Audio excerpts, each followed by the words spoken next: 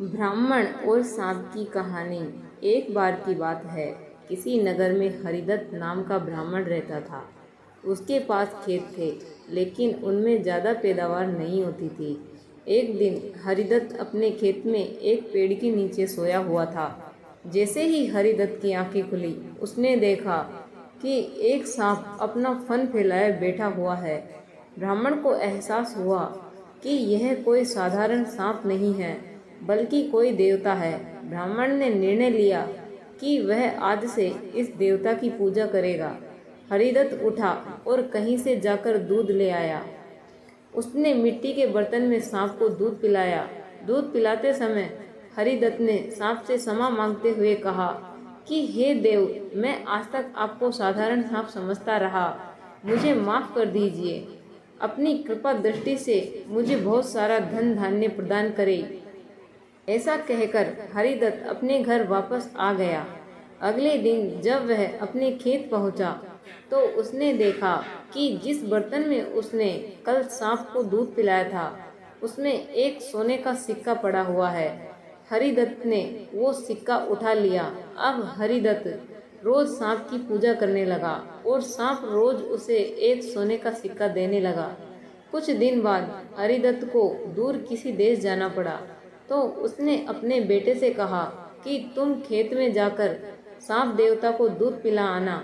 अपने पिता की आज्ञा से हरिदत्त का बेटा खेत में गया और सांप के बर्तन में दूध रखाया।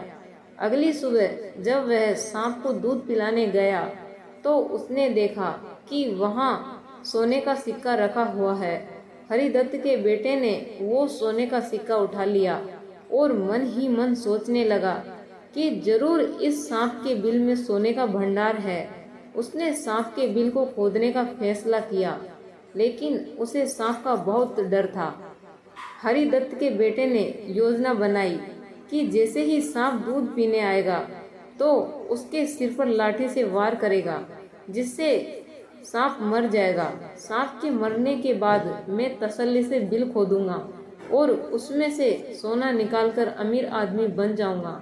लड़के ने अगले दिन ऐसा ही किया, लेकिन जैसे ही उसने सांप के सिर पर लाठी मारी, तो वो मरा नहीं, बल्कि गुस्से से भर उठा। सांप ने क्रोध में लड़के के पैर में अपने विष भरे दांतों से काटा और लड़के की उसी समय मौत हो गई। हरिदत्त जब वापस लौटा, तो उसे यह जानकर बहुत दुख हुआ। कहानी से सीख। लालच का फल हमेशा बुरा होता है, इसीलिए कहते हैं कि कभी लालच नहीं करना चाहिए। हमारे पास जो भी है, उसे हमें उसी से संतोष करना चाहिए और हमेशा परिश्रम करते रहना चाहिए। तो फ्रेंड्स, कैसी लगी मेरी ये कहानी? यदि पसंद आई हो तो वीडियो को लाइक और ज़्यादा से ज़्यादा शेयर करें और ऐसी ही रोचक कहानियाँ जानने के लिए हमारे चैनल को सब्सक्राइब कर ले। वीडियो को अंत तक देखने के लिए धन्यवाद।